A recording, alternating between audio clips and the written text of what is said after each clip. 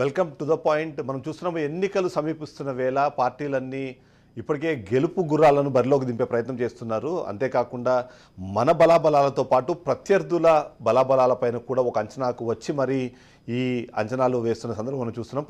ప్రతివ్యూహాల్లో ప్రతి ఒక్క పాయింట్ని కన్సిడర్ చేస్తున్నారు. అందులో ముఖ్యంగా చూస్తే ఓవైపు కూటమి, మరోవైపు వైసీపీ వాళ్ళు గెలుపు ఖచ్చితంగా ఈసారి మనకే దరి చేరాలి అంటే అభ్యర్థులు ఎలాంటి వాళ్ళు ఉన్నారనే విషయంతో పాటు ప్రత్యర్థులు ఎలాంటి వాళ్ళు ఉన్నారు, వాళ్ళపైన ఎలాంటి ఆయుధాలను ప్రయోగించాలనే విషయంపైన కూడా వాళ్ళు ఇప్పటికే ఒక కసరత్తును పూర్తి చేసినట్టుగా కనిపిస్తుంది.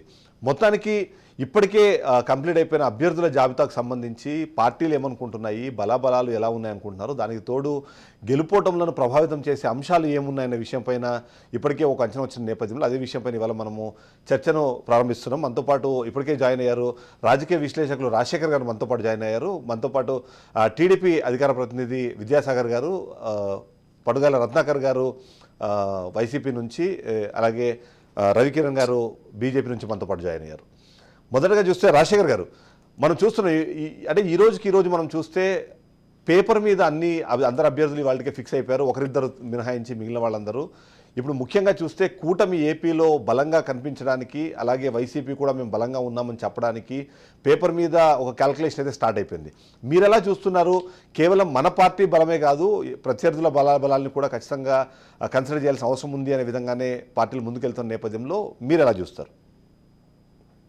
సార్ నమస్తే అండి. ముందుగా మీకు, అలాగే ప్యానల్లో ఉన్న పెద్దలకి, మన రాజ్ న్యూస్ వీక్షిస్తున్న ప్రేక్షకులందరూ కూడా శుభ సాయంత్రం, నమస్కారం. ఏదైతే ఆంధ్రప్రదేశ్లో రాజకీయ వేడి ఇప్పుడిప్పుడే ఊపందుకుంటా ఉంది. ముఖ్యంగా ఎన్డీఏ కూటమిలో ఉన్న తెలుగుదేశం, జనసేన, బీజేపీ ఈ మూడు కూడా తమ అభ్యర్థులని ప్రకటించడం జరిగింది. ఫుల్ ఫ్లెడ్జ్డ్ గా పార్లమెంట్ బీజేపీ అయితే పార్లమెంటుకి తమకు కూటమిలో వచ్చిన 6 పార్లమెంట్కి అభ్యర్థులు ప్రకటించడం జరిగింది. మిగిలిన 10 అసెంబ్లీ స్థానాలకు మాత్రమే వాళ్ళ అభ్యర్థులను ప్రకటించాల్సి ఉంది.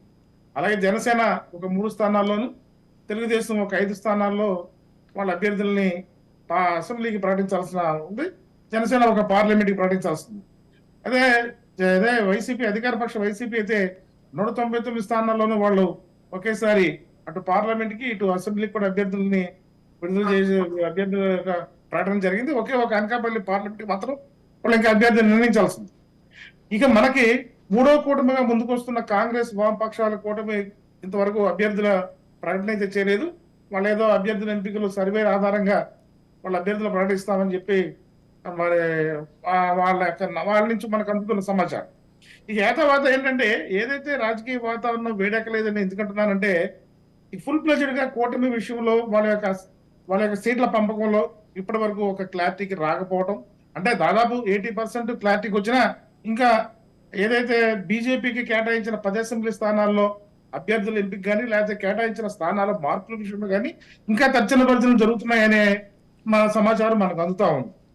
అదేవిధంగా వారు ఏదైతే రఘురామకృష్ణరాజు గారు కేటాయించిన సీటు, అసెంబ్లీ పార్లమెంట్ సీటు ఇవ్వకపోవడం అనేది, ఏదైతే కూటమిలో ఉన్న 3 పక్షాలు కూడా ఏదో ఒక పక్షం నుంచి నాకు సీట్ వస్తుందని ఆశ పెట్టుకున్న రఘురామకృష్ణరాజుకి చొక్కెదురవడం, ఏ పార్టీ నుంచి కూడా ఆయనకి ఆహ్వానం అందకపోవడం అనేది ఈ రోజు రాష్ట్రంలో ఒక చర్చనీయాంశంగా మారింది. కాబట్టి అదేవిధంగా ఏదైతే మనకి జనసేన అభ్యర్థుల విషయంలో కూడా ఏదైతే ముందుగా అనుకున్నట్టు బాలశౌరి గారిని మచిలీపట్నం బరి నుంచి దింపాలి పార్లమెంట్ గాని ముందస్తుగా అనుకోవడం, ఆ రూపేణ ఆయనకి హామీ ఇచ్చి పార్టీలకు ఆహ్వానించారనేది సమాచారం. అయితే ఇప్పుడు మళ్ళా జనసేన అధినేత బందర్ పార్లమెంట్ విషయంలో అభ్యర్థుల మార్పుకి ఆయన మొగ్గు చూపుతున్నట్టుగా తెలుస్తా ఉంది. ఏదైతే ఇప్పుడు మనకి మీడియా సంస్థల నుంచి వస్తున్న వార్తల ఆధారంగా ఏ విధంగా అంటే, అక్కడ వంగవీటి రాధా గారిని కానీ, లేకపోతే నాగబాబు గారిని రంగంలో దించాలనే ఆలోచన ఉంది. బాలశౌరి గారిని అమెరికాని అసెంబ్లీకి పంపించాలనేది అనుకున్నారు. కానీ నాకున్న సమాచారం అయితే ఒక బలమైన సమాచారం ఉంది. మనకి ఇంతకు ముందు మచిలీపట్నం, ఉమ్మడి జిల్లాలో మచిలీపట్నం పార్లమెంట్ సభ్యుడిగా ఉన్న బాడుగు రామకృష్ణ గారు, మీకు గుర్తే ఉంటుంది, ఆయన ఎంపీగా చేశారు. వారి వారసులు జనసేన నుంచి బందర్ పార్లమెంట్ నుంచి రంగంలో దింపే అవకాశం ఉందనేది విశ్వసనీయంగా తెలుస్తా ఉంది. అది మనకి 1-2 రోజుల్లో దాని మీద ఒక క్లారిటీ వచ్చే అవకాశం ఉంది. కాబట్టి ఇప్పుడున్న పొత్తుల ఆధారంగా ఏదైతే బలమైన కూటమిగా మాత్రం జనసేన, అలాగే బీజేపీ, టీడీపీ కూటమి, ఎందుకంటే 2014 అసెంబ్లీ ఎన్నికల ఆధారంగా మనం అప్పుడు పార్లమెంట్ ఎన్నికల ఆధారంగా మనం చూసుకున్నట్టయితే కూటమి విషయంలో అప్పుడు ప్రజలు ఆమోదం పొందిన విషయం మనందరం తెలిసిందే, కాబట్టి అధికారంలోకి వచ్చిన విషయం కూడా తెలిసింది. ఎస్ కానీ ఇప్పుడున్న రాజకీయ అవకాశాలు కానీ రాష్ట్ర పరిస్థితులకు అనుగుణంగా ఇప్పుడు వైఎస్ఆర్సీపీ ఒక బలమైన అధికార పక్షంగా ఉంది. ప్రజల్లో ఏదైతే తను నమ్ముకున్నారో సంక్షేమ పథకాల అమల్లో మరి 100% ఎటువంటి కరప్షన్ లేకుండా ప్రజలకు సంక్షేమ పథకాలు అందించడంలో రాష్ట్ర ప్రభుత్వం సఫలీకృతమైంది. కాబట్టి అదే ఆయన బలంగా ఈ రోజు ప్రజల మద్దతు కోరుతా ఉన్నాడు. కాబట్టి కానీ మీరేమో అది జరిగింది అంటున్నారు, విపక్షాలేమో జరగలేదన్న డిస్కషన్ జరుగుతున్న నేపథ్యంలో మొదట మీరన్న ఒక కీలకమైన పాయింట్ రఘురామ కృష్ణరాజు గారు ఫస్ట్ పాయింట్ తీసుకుందాము. రవికిరణ్ గారు, ఇక్కడ అంటే రఘురామ కృష్ణరాజు గారికి సంబంధించిన నరసాపురము ఎంపీ స్థానము బీజేపీకి కేటాయించబడ్డము. అతను మొదట్లోనే మనం చెప్పాము, పార్టీ ఏదైనా సరే కూటమిలో ఎవరికి అది వచ్చినా సరే అభ్యర్థిని మాత్రం నేనే అనే విధంగా చాలా కాన్ఫిడెంట్గా చెప్పారు. మీరు చూస్తే అక్కడ ఎంపిక చేసిన అభ్యర్థిని కూడా ఎవరు క్వశ్చన్ చేసే పరిస్థితి లేదు. ఎందుకంటే దాదాపుగా 30 సంవత్సరాల నుంచి బీజేపీ పార్టీకి ఒక నిబద్ధత గల కార్యకర్తగా పనిచేశారు. మిగిలిన వాళ్ళ మీద ఎలాంటి ఆరోపణలు ఉన్నా తన మీద మాత్రం చాలా క్లీన్ ఇమేజ్ ఉండడం అన్నది ఒకటి అడ్వాంటేజ్గా కనిపిస్తుంది. రఘురామ కృష్ణరాజుని వైసీపీ దూరం పెట్టడానికి కారణమే ఆయన బీజేపీతో రాసుకు పూసుకు తిరుగుతున్నారు అన్నది ఒక కారణం. ఇవాళ అలాంటి వ్యక్తికి ఇవాళ సీట్ ఇవ్వకపోవడానికి ఏమైనా కారణాలు కనిపిస్తున్నాయా మీకు? చిదంబరం గారు, ముందుగా మీకు తోటి ప్యానలిస్ట్కి రాజ్ న్యూస్ వీక్షకులందరికీ శుభ సాయంత్రం అండి. అలాగే అందరికీ హోలీ పండుగ శుభాకాంక్షలు. ముందుగా అయితే నిన్న 6 పార్లమెంట్ స్థానాలు మా కేంద్ర నాయకత్వం ప్రకటించారో వాళ్ళందరికీ అభినందనలు, శుభాకాంక్షలు. ఈ యొక్క 6 స్థానాలు చిదంబరం గారు మీరు చూసుకుంటే ఒక్క స్థానం మినహా మిగతా 5 స్థానాల్లో గతంలో భారతీయ జనతా పార్టీ స్వతంత్రంగా కానీ, తెలుగుదేశం పార్టీ ఇండివిజువల్ గా కానీ, లేదా టీడీపీ బీజేపీ ఉమ్మడిగా కానీ గెలుచుకున్నటువంటి ఒక మంచి ట్రాక్ రికార్డు ఉన్నటువంటి 5 స్థానాలు. కేవలం అరకు ఒకటి మాత్రమే, ఎందుకంటే అది కొత్తగా 2009లో ఏర్పడినటువంటి పార్లమెంట్ కాన్స్టిట్యున్సీ. దానిలో మొదట కాంగ్రెస్ గెలిచింది, ఆ తర్వాత 2 సార్లు వైసీపీ గెలిచిన విషయం. అయితే అభ్యర్థులు కూడా మాకు అభ్యర్థి అత్యంత అనుభవజ్ఞటువంటి అభ్యర్థులు, అలాగే చట్టసభల్లో గతంలో కూడా అనుభవం ఉండి ప్రాతినిధ్యం వహించినటువంటి అభ్యర్థులు. మాజీ ముఖ్యమంత్రి నుంచి అరకు అయితే కొత్తపల్లి గీత గారు కూడా మాజీ ఎంపీగా చేశారు, అలాగే బ్యూరోక్రాట్ డిప్యూటీ కలెక్టర్ గా చేశారు, విద్యాధికారులు.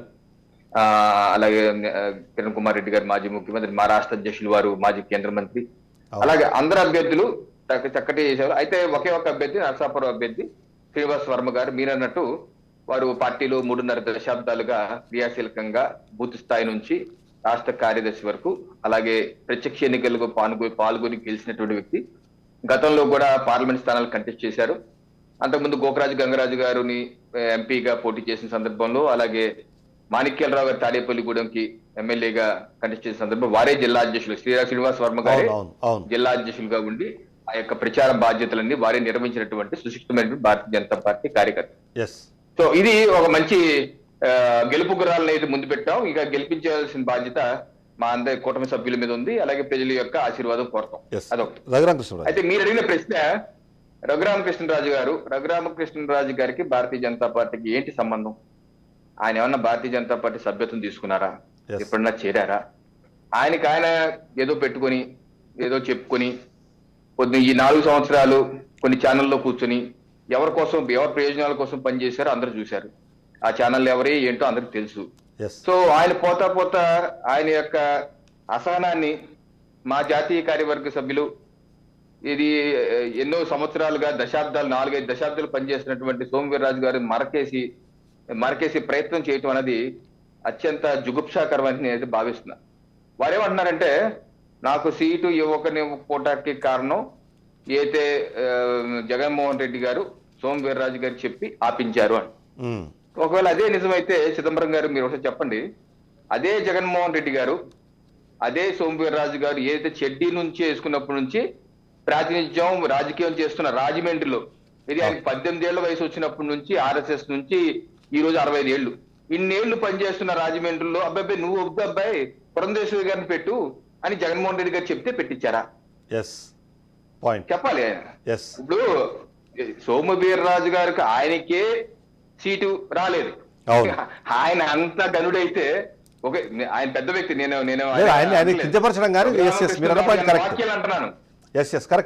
రఘురామకృష్ణరాజు గారి వ్యాఖ్యల్ని ఏ రకంగా ఎంతవరకు కరెక్ట్? ఆయన సీటు సోమవీర్రాజు గారు ఆయన సీటు చిన్న గల్లీలు రాజమండ్రి గల్లీలో తిరిగినటువంటి వ్యక్తి, కార్పొరేటర్ గా పోటీ చేశారు, ఎమ్మెల్యేగా పోటీ చేశారు, ఎంపీగా చేశారు, అన్ని చేసి గల్లీలో తిరిగిన వ్యక్తి, వ్యాపారాలు అక్కడే చేసి చిన్న రాష్ట్ర అధ్యక్షుడిగా పనిచేశారు చేసిన వ్యక్తి ఇంత పార్టీ పనిచేసి ఆయనకి సీటు తెచ్చుకోలేకపోయాడు, కానీ ఈయన సీటు మాత్రం ఆపేశాడట. ఎస్, అంటే ఇప్పుడు వారి ఉద్దేశం జగన్మోహన్ రెడ్డి గారు కిరణ్ కుమార్ రెడ్డి గారికి టికెట్ ఇప్పించమన్నారు, అలాగే సీఎం రమేష్ గారికి టికెట్ ఇప్పించమన్నారు. వీరందరికీ జగన్మోహన్ రెడ్డి గారు చెప్పారా? ఏంటైనా ఆయన మాట్లాడేది దానికి అర్థం పడతామని ఉందా? దీనికి ఒకసారి దుగ్ధం ఉంటే ఆయన వేరే వాళ్ళ మీద తీర్చుకోవాలి. అందుకని తీసుకొచ్చి సోమవీర్రాజు గారి మీద భారతీయ జనతా పార్టీ అవార్డు వేసి ఏ మాత్రం మొదటిగా అసలు ఆయన చేయవలసింది, ఆయన సొంత సామాజిక బహుశా బంధువు కూడా అయి ఉంటాడు శ్రీనివాస్ వర్మ గారు, ఆయన టికెట్ ఇచ్చినందుకు ముందు మెచ్చుకోవాలి. ముందు నువ్వు జెంటిల్మెన్ అయితే ముందు మెచ్చుకో. అవును, దశాబ్దాలుగా పనిచేసిన కార్యకర్త మీ సామాజిక వర్గానికి ఇస్తే ముందో చివరో మెచ్చుకోవాలి కదా. ఎట్లీస్ట్ ఓకే నాకు రాలేదు, బాధ గారు ఉంది, సోమవీర్ గారు చేశారు, చెప్తే మా సామాజిక వర్గం నా బంధువు శ్రీనివాస్ వర్మ ఇచ్చారు, ఓకే సంతోషం, ఆయన గెలుపు కోసం నేను కృషి చేస్తాను అనాలి కదా ఏదో ఒకటి. రత్నాకర్ గారు, ఇక్కడ అంటే రఘురామకృష్ణంరాజు గారిని మీరేమో పిలిచి సీట్ ఇచ్చారు, గెలిపించిన తర్వాత ఆ పరిణామక్రమం మొత్తం మనం చూసాం. ఇవాళ మరొకసారి సీటు రాకుండా ఉండడానికి కేవలం ఒకరు కాదు, ఇద్దరు ఇవాళ మీ మీద ఆరోపణలు చేస్తున్న వ్యక్తులు ఇద్దరు. ఒకరు మహాసేన రాజేష్ గారు, రెండోది వచ్చేసి రఘురామకృష్ణంరాజు గారు. ఇద్దరు చెప్తున్నది ఏంటి అంటే జగన్మోహన్ రెడ్డి మమ్మల్ని ఇబ్బంది పెడుతున్నారు, అందులో భాగంగానే మాకు వచ్చిన సీట్లను కూడా రానియకుండా చేయడమో, లేకపోతే సీట్లని ఆపడమో, వచ్చిన సీట్లను ఆపే ప్రయత్నం చేయడమో చేశారు అన్నది మీ మీద ఇప్పుడు వినిపిస్తున్న ఆరోపణ. ఎందుకు అలాంటి ప్రయత్నాలు? అంటే మీ పార్టీ సీట్లతో పాటు వేరే పార్టీ సీట్లను కూడా మీరే డిసైడ్ చేస్తున్నారు అన్నది ఒక ప్రశ్న ప్రజలు మిగిలిపోయింది. దానికి ఏం సమాధానం చెప్తారు? మీ వాయిస్ ఒకసారి మ్యూట్ పడినట్టుంది.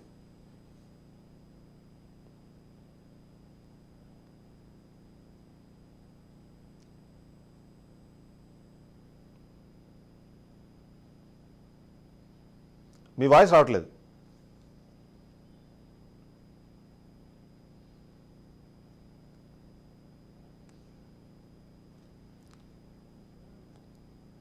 రైట్, మీరు ఒకసారి అది ఆడియో ఒకసారి చెక్ చేసుకోండి అంతలోపు. రైట్,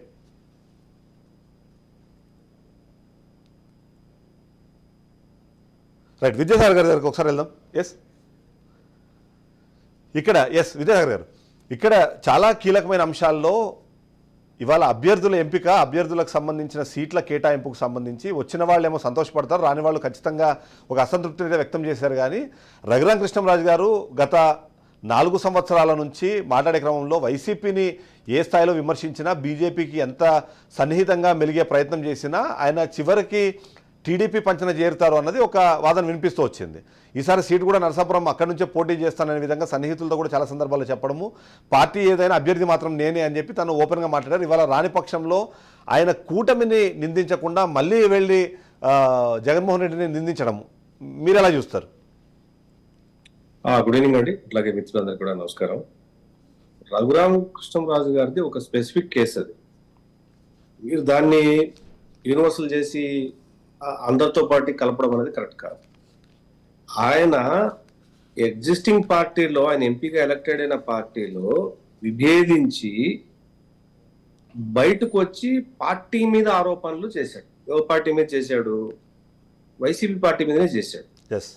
ఆయన అనుకుని ఉండొచ్చు, నేను బీజేపీలో చేరి నేను సీట్ సంపాదిస్తా అని చెప్పి అనుకోవచ్చు. అనుకోవటంలో ఏమైనా మిస్టేక్ ఉందా? తప్పులేదు, లేదు కదా. వైసీపీని ఎండగట్టడంలో ఇప్పుడున్న ఉమ్మడి పార్టీలో ఏదైతే ఉందో, 3 పార్టీలకు ఏదైతే ఉందో, ఆ రోజు చేసిన విమర్శలు ఇప్పుడు ఈ ఉమ్మడి పార్టీలు అందరికీ ఉపయోగపడతాయి కదా. అవును, ఆయన కోర్టులో కేసు వేసింది ఆయనే కదా. ఆయన అనుకున్నాడు, అది బీజేపీలో కుదరలేదు. ఆయన వేరే వాళ్ళు ఎందుకు విమర్శించాడు అంటే దాని జోలు నేను పోను. రైట్, దాని జోలు నేను పోను. ఎందుకంటే ఆయనకి ఏం సమాచారం ఉందో మనకు తెలియదు. తెలియనప్పుడు ఆ తెలియని అంశాల మీద ఆయన విమర్శిస్తే మనం నేను దాన్ని పట్టుకొని నేనేదో మాట్లాడాలంటే మాట్లాడలేను. ఆయన ఇప్పటివరకు ఏ పార్టీలో జాయిన్ అవ్వాలా, ఆయన ఏ పార్టీలోనైనా జాయిన్ అయ్యే అవకాశం ఆయనకు ఉంది. Is has that Liberty. ఆయన బీజేపీలో టికెట్ ఇస్తే నేను అక్కడి నుంచి కంటెస్ట్ చేద్దాం అనుకున్నారు, వాళ్ళు ఇవ్వలేదు. ఇంకో పార్టీలో జాయిన్ అయ్యి తీసుకుంటారేమో, అది ఆయన లిబర్టీ కదా. రైట్, మనం ఎందుకు అతని వ్యాఖ్యలన్నీ ఆ రోజు ఖచ్చితంగా ఇవాళ కూటమి కట్టినా సార్, ఆ రోజు విపక్షాలుగా ఉన్న 3 పార్టీలకు లాభం ఉంది. లేకపోతే తను చేసిన చాలా వరకు కమెంట్స్ని అందరూ యాక్సెప్ట్ చేస్తూ వచ్చారు. కానీ తనకు సీట్ ఇచ్చే విషయం వచ్చేటప్పటికే అందరూ ఆయన సైడ్ ట్రాక్ చేశారు అన్నదే ఇప్పుడు ప్రజల్లో జరుగుతున్న ఒక డిస్కషన్. ఏమంటే is a matured man. I know him personally very well. నాకు చాలా సాన్నిహితమైన సంబంధం ఉంది ఆయన తోటి. ఎస్. ఆయన మనం అనుకునేంత ఏమి పిచ్చోడైతే ఏం కాదు. ఆయనకు ఉండాల్సిన ఇన్ఫర్మేషన్స్ ఆయనకు ఉంటాయి. ఆయన ఒక పార్లమెంటేరియన్. ఆయన ఛానల్స్ ఆయన మీరు ఎవరు ఏమనుకున్నా అవునన్నా కాదని అనుకున్నా ఆయన ఎంపీ కాని ముందు కూడా ఆయన చాలా మంది బిగ్ పర్సనాలిటీస్ ఇండియాలో కానీ లేక ముఖ్యంగా సౌత్ ఇండియాలో కానీ ఆయన is having his capacities, is having his levels. Yes. దాన్ని బట్టే ఆయనకు ఇన్ఫర్మేషన్ ఉంటది. సోమవీర్రాజు మీద అంటే ఇప్పుడు అలిగేషన్స్ వేయడము అది యాక్సెప్టెడ్ అంటారా? అది ఆయన వ్యక్తిగతం. ఓకే. ఆయన ఎందుకు చేశారో నేను కామెంట్ చేయలేను. రైట్. నేను కామెంట్ చేయకూడదు కూడా. ఎందుకంటే కామెంట్ చేసింది ఆయన, మాట్లాడింది ఆయన, ఆరోపణలు చేసింది ఆయన. అది ఆ క్వశ్చన్ ఆయన అడగాలి ఏంటి అన్న దాని మీద. మనం ఎట్లా ఇక్కడ కూర్చొని మనం ఎట్లా డిసైడ్ చేస్తాం ఎందుకు చేసావు నువ్వు ఎట్లా చేస్తాం మనం చెప్పకూడదు. రైట్. అది ఏం జరిగిందో ఎందుకు జరిగిందో. కానీ ఆయన గతంలో వైసీపీ మీద చేసిన పోరాటము ఇప్పుడు కూటమికి ఖచ్చితంగా ఉపయోగపడుతుంది. రైట్. సీటు ఆయన ఎక్కడ తీసుకొచ్చుకుంటాడన్నది, ఎవరి మీద విమర్శలు చేస్తాడన్నది అది అప్రస్తుతం అని నేను అనుకుంటా. ఆయన ఎక్కడ తీసుకొచ్చుకోవచ్చు. ఆయన అసలు కంటెస్ట్ చేయకపోవచ్చు, లేదా రేపొద్దున ఆయన రాజ్యసభకి వెళ్ళొచ్చు. ఆయన ఇష్టం. మనం దాని మీద ఆయన విమర్శలు ఎందుకు చేశారన్న దాని మీద ఆయన ఒక్కడిని అడిగితే మాత్రమే సమంజసమని నా అభిప్రాయం. రైట్. రత్నాకర్ గారు. ఎస్. ముందుగా రాజ్ టీవీ ప్రేక్షకులకు, తోటి సహచార ప్యానల్లో ఉన్న సభ్యులకు అందరికీ నమస్తే. సార్ ఏదో టెక్నికల్ ఇష్యూ ఉండి నేను ఇంతకుముందు వాయిస్ ఇదేంది చెప్పండి. ఇప్పుడు అంటే రఘురామకృష్ణరాజు గారు చేస్తున్న ఆరోపణ డైరెక్ట్గా నాకు సీటు రాకపోవడానికి కారణము సోమువీర్రాజుకి అలాగే జగన్మోహన్ రెడ్డికి ఉన్న సాన్నిహిత్యం అన్నది ఆయన చేస్తున్న ఒక ఆరోపణ. ఏంటి మీ పార్టీ సీట్లతో పాటు వేరే పార్టీ సీట్లను కూడా మీరు డిసైడ్ చేస్తున్నారా అన్నది సాధారణంగా ఈ సోషల్ మీడియాలో ఒక చర్చ జరుగుతుంది. ఏమంటారు మీరు? నాకు అసలు ఈ ప్యానల్ డిస్కషన్ లో ఆయన్ను అంత హీరోగా చేసి ఆయన ఏదో చరిత్రకారుడు రాష్ట్ర రాజకీయాల్లో పెద్దగా అనేది ముందు హాస్యాస్పదం. ఎందుకంటే రఘురామకృష్ణరాజుకు తనకు ఊహ తెలిసినప్పటి నుంచి దేశంలో ఉండే అన్ని పార్టీ రాజకీయ నాయకులు తిరుగుతూ చట్టసభలకు పోవాలన్న కలలను నిజం చేసింది మా నాయకుడు, మా పార్టీ. అది వాస్తవం, ఒప్పుకోవాలి. అన్ని తిరిగాడు కదా, బీజేపీ, తెలుగుదేశం, ముస్లిం లీగు, లేకపోతే ఇంకా ఇందాక మిత్రుడు చెప్తున్నాడు కదా రాష్ట్రం సౌత్ ఇండియాలో ఉండే అన్ని పార్టీల్లో సంబంధం ఉండే అతనికి చట్టసభలు చూపించింది మా నాయకుడే. ఫస్ట్ థింగ్ మా పార్టీ వదిలేద్దాం. రెండో రకంగా ఇప్పుడు 4 ఏళ్ల నుంచి ఒక అసలు మామూలుగా నాకు తెలిసినంత వరకు అతని సమయము ఏంటేంటి ఏమేమి ఉన్నాయో అతనికి హిస్టరీ ఇండస్ట్రీ పక్కన పెట్టే అంతా పెట్టి వైఎస్ఆర్ కాంగ్రెస్ పార్టీ కాకుండా దేశంలోనూ విదేశాల్లో ఉండే పార్టీలు కూడా వైఎస్ఆర్సీపీ పార్టీని అగెనిస్ట్ గా మాట్లాడతారు, కంపేర్ చేసి మాట్లాడేవాడు ఆయన. ఈరోజు ఆయన పరిస్థితి ఏంది చెప్పండి? ఏం చేసినారు? అతను పనికిరాని వాడు అని అందరు కనుక్కోను. మీరు ఈ విశ్లేషణ ప్రకారమే ఎవరు ఓన్ చేసుకోకుండా పక్కన వదిలేస్తారు ఫస్ట్ థింగ్. ఇంకా అతను జగన్మోహన్ రెడ్డి గారు ఇన్ఫ్లుయెన్స్ చేసి ఇప్పించారు. జగన్మోహన్ రెడ్డి గారి పవర్ ఇప్పుడు తెలిసి ఇప్పటికే ఇంకా 4 ఏళ్ల తర్వాత కూడా తెలిసి వచ్చినందుకు రఘురామకృష్ణరాజుకు నేను వైఎస్ఆర్ కాంగ్రెస్ పార్టీ కార్యకర్తగా జగన్మోహన్ రెడ్డి గారి కింద పనిచేస్తా అంటే ఒక కార్యకర్త గర్వపడుతున్నాను. ఎందుకంటే ఆ పవర్ జగన్మోహన్ రెడ్డి గారు అట్లాగే తెలుసు అనే విషయం రఘురామకృష్ణరాజు నోటి పరంగా చెప్పారు. బట్ ఆయన మాట్లాడేదానికి ఆయన ఏముండదనేది ఒక ఇది లేదు. ఒకటే ఏంటంటే నాకు ఆశ్చర్యం వేసింది ఈ వేదిక పరంగా. నిన్నలే మొన్న తాడేపల్లిగూడెంలోన ఆడాడో ఒక మీటింగ్ లో మహామహులున్న వేదిక మీద నుంచే ఇదే ఈ రాజు నేను ఇప్పుడే చెబుతున్నాను ఆయన నుంచో పోటీ చేస్తాను ఈయన నుంచో పోటీ చేస్తానని చెప్పి ఈ రోజు దిక్కు తెలియని పరిస్థితుల్లో పోయి ఎక్కడో దగ్గర టికెట్ ఎవరో ఎందుకు పాపం ముస్లిం లీగ్ అప్లై చేసుకుంటే ఇస్తారు అతని టికెట్. ఎక్కడి నుంచి అన్నా ముస్లిం లీగో బహుజన సమాజ్ పార్టీలో చేసే అని ఇస్తారు. టికెట్ ఇవ్వకుండా ఏముంది ఈ ప్రజాస్వామ్యంలో? పార్టీలు తక్కువనా, సీట్లు ఇచ్చే వాళ్ళు తక్కువనా? కానీ జగన్మోహన్ రెడ్డి గారిని బ్లేమ్ చేయడం అనేది దాని మీద మనం ఇంత ప్రముఖులు వీళ్ళందరూ చూసే వాళ్ళందరూ నాకు ప్రముఖులే, వీళ్ళందరూ ఆయన గురించి డిస్కషన్ మీరు పెట్టడం అనేది హాస్యాస్పదం. అంటే రాష్ట్ర వ్యాప్తంగా మీరు యాక్సెప్ట్ చేసినా చేయకపోయినా జగన్మోహన్ రెడ్డికి సంబంధించి ప్రతిరోజు ఆ ప్రభుత్వంలో జరిగే తప్పులు కానివ్వండి లేకపోతే కోర్టులకు వెళ్ళి మరీ ఆ కేసులను ఫాస్ట్గా మీరు చేయాలని ధైర్యంగా మాట్లాడిన వ్యక్తి రఘురామకృష్ణరాజు. ఆయనకి ఇవాళ సీట్ లేదు అన్న విషయాన్ని ఒక సీరియస్గానే ప్రజలందరూ చూసే అవకాశం కూడా ఉందంటారు కదా? మేము ఏదో అంటారు కదా, ఏనుగు ఇంకోటి ఏదో సామెత ప్రకారము మా నాయకుడు అట అంటోడు. సో అతను మా నాయకుని విమర్శించి హీరో అయినాడని మీరు చెప్తా అంటే పాయింట్ మా పార్టీ అయితే నేను ఒప్పుకుంటా గ్యారంటీగా. ఎందుకంటే అట్లా కాగలంటే అట్లా ఎంతమంది ఎల్లో మీడియాలో మాట్లాడుకుంటా హీరోలు అనేది అందరు ప్రజలకు తెలుసు. నేను చెప్పబోయేది ఏంటంటే అతను ఏ పార్టీ నుంచి టికెట్ తెచ్చుకున్నా కూడా ప్రజలు అతని చిత్తశుద్ధిని, ప్రజాస్వామ్యంలో ఒక ఎంపీగా అతను నిర్వహించిన బాధ్యతలను, అతను మాట్లాడిన భాషను ఖచ్చితంగా గమనించి చిత్తుగా ఓడగొడతారు. గ్యారంటీ జరగబోయేది ఇది ఖచ్చితంగా చెప్పగలుగుతాను. రైట్. శ్రీనివాస్ గారు, ఇక్కడ అంటే ఒక కీలకమైన పాయింట్, ఇది ఈ వ్యాఖ్యకి ఏ పార్టీను అతీతమేం కాదు. గెలుపు గుర్రాలు అనే పేరుతో అప్పటికే అక్కడ ఎన్నో రోజుల నుంచి పనిచేస్తున్న వాళ్ళను పక్కన పెట్టి మరి ఇతర పార్టీలో గెలిచిన వాళ్ళను, ఇతర పార్టీల నుంచి వచ్చిన వాళ్ళు గెలుస్తారనే నమ్మకంతోనో సీట్లు ఇవ్వడము. వైసీపీకి చూస్తే ఇప్పుడు కేసీఆర్ నాని గతంలో పార్టీని, ప్రభుత్వాన్ని భయంకరంగా విమర్శించిన వ్యక్తి, ఆయన తీసుకొచ్చి ఇవాళ విజయవాడలో పెట్టుకున్నారు. లైక్ వైజ్ టీడీపీ, అలాగే ఇవాళ బీజేపీ కూడా అందుకేం కాదు. ఎందుకంటే 6 మందిని అనౌన్స్ చేస్తే ఒక్కరు తప్ప మిగిలిన 5 మంది కూడా ఇతర పార్టీల నుంచి ఆ పార్టీలకు వచ్చిన వాళ్ళే. ఇలాంటి వాళ్ళందరినీ తీసుకొని గెలవడం ద్వారా ఇప్పుడు తెలంగాణలో మనం చూస్తున్నాం ఒక సిచ్యువేషన్. అలాంటి సిచ్యువేషన్ ఏపీలో వచ్చే పరిస్థితి లేదంటారా రాజశేఖర్ గారు? సార్ మీరు శ్రీనివాస్ గారు అనేటప్పటికీ నేను కాదు రాజశేఖర్ ఏదైతే శ్రీనివాస్ ఎవరున్నారు ఈ ప్యానల్ లో కొత్తగా రోల్ అయినట్టుంది. రాజశేఖర్ గారు, ఏదైతే ఇప్పుడు మీరు అన్నట్టు ఏదైతే వలసలు రాజకీయ ఎన్నికల వాతావరణంలో ఖచ్చితంగా వలసలు అనేది సహజమండి.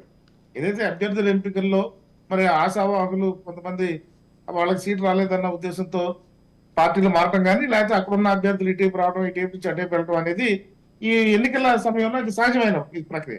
కాకపోతే నమ్మకస్తులు ఎవరంటే రాజకీయాల్లో ఎవరిని నమ్మలేమండి. ఎందుకంటే పర్మనెంట్ మిత్రులు ఉండరు, పర్మనెంట్ శత్రువులు ఉండరు. అవకాశవాదం అంతే. ఏదైతే ఇప్పుడు పార్టీ మారే అతనికి వ్యక్తిగత అవసరం, పార్టీలో తీసుకున్న వాళ్ళకి రాజకీయ అవసరం.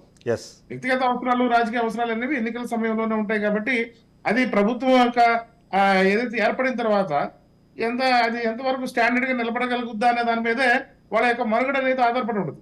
ఏదైతే ప్రభుత్వం కనుక అటు ఇటుగా ఉన్న టైంలో ఫస్ట్ చంపేది మళ్ళీ వీళ్ళే. ఏదైతే పార్టీలు మారి అధికారం కోసం పార్టీలు మారి వచ్చేవాళ్ళే. ఏదైతే ప్రభుత్వం కనుక అటు ఇటుగా ఉండి మెజారిటీ కనుక నువ్వా నేను అన్నట్టుగా ఉన్న టైంలో ఇటు నుంచి అటు ఇటు నుంచి మారేది కూడా వెళ్ళే. ఇవన్నీ పార్టీలకు కూడా తెలుసు, రాజకీయ పార్టీలకు కూడా. కాబట్టి వాళ్ళకి రాజకీయ అవసరం, ఖచ్చితంగా అక్కడ అభ్యర్థి కావాలి. దీంట్లో కులం పనిచేస్తుంది, డబ్బు పనిచేస్తుంది, వర్గం పనిచేస్తుంది. ఇట్లా బలమైన అభ్యర్థులు ఉండి వాళ్ళు ఖచ్చితంగా పార్టీ మారుతారని సంగతి. ఇప్పుడు తెలంగాణలో టీఆర్ఎస్ చూసారా, మరి టీఆర్ఎస్ అప్రత్యాఘాతంగా ఉన్న టైంలో మరి ఎంత ఇదిగా ఉధృతంగా పార్టీలోకి రావడం జరిగింది నాయకులందరూ కూడా. మరి అంతే ఉధృతంగా మళ్ళీ ఈ రోజు మళ్ళీ బీజేపీ, కాంగ్రెస్ పార్టీ వైపు మరి బీఆర్ఎస్ నేతలందరూ కూడాను వరుస క్యూ కట్టి రోజు మనం చూస్తానే మనం ఎలా వెళ్ళిపోతున్నారండి. రాజకీయాల్లో సహజమైన ప్రక్రియ. కాకపోతే ఇక్కడ ఉన్న పరిస్థితులు ఏంటంటే అన్ని మిగతా దేశంలో ఉన్న అన్ని రాష్ట్రాల రాజకీయాలు వేరు, పర్టికులర్ గా ఆంధ్రప్రదేశ్ రాజకీయాలు వేరు. ఆంధ్రప్రదేశ్ రాజకీయాలు అనేది ప్రజల తీర్పు కూడా ఏదైతే బొటాబొట్టి తీర్పు అనేది ఎప్పుడు ఇవ్వరు. ఖచ్చితంగా ఒక పార్టీకే వారి యొక్క తీర్పు ప్రకారం ఒక పార్టీకి అధికారాన్ని వాళ్ళు ఇస్తారు. కాబట్టి అప్పుడు పరిస్థితి ఆ పార్టీ అధికారంలో ఉంటుంది. కాబట్టి మధ్యలో జంపింగ్ సంభవాలు కానీ, పార్టీలు మారి లేకపోతే మెజారిటీ లేక ప్రభుత్వాలు పడిపోవడం కానీ ఆంధ్రప్రదేశ్ రాజకీయాల్లో అయితే అది గతంలో ఎప్పుడైనా నా చిన్నతనంలో ఎవరు చూసానేమో కానీ ఇప్పుడైతే నాకు తెలిసి అలాంటి పరిస్థితి అయితే ఇప్పుడైతే లేదు. ఆంధ్రప్రదేశ్ ప్రజలు చాలా విద్యులు తెలియగలరు. రైట్. విజయసాగర్ గారు, ఆంధ్ర పాలిటిక్స్ ను చాలా ప్రత్యేకమైనవిగా చెప్తున్నారు. ఏం ప్రత్యేకమైనవి ఏం కాదు. ఇక్కడ ఉన్నది కులాల పాలిటిక్సే, అది అందరికీ తెలిసిన విషయమే. ప్రత్యేకమేం కాదు. ప్రత్యేకం అంటే ఈ దేశంలో ఒకే ఒక రాష్ట్రం ఉంటుంది, అది తమిళనాడు. నెయిల్స్ మీద సెంటిమెంట్ రంగరించేటటువంటి పాలిటిక్స్ తమిళనాడు పాలిటిక్స్. చిన్న ఇష్యూ మీద స్టేట్ మొత్తం ఏకమైపోద్ది.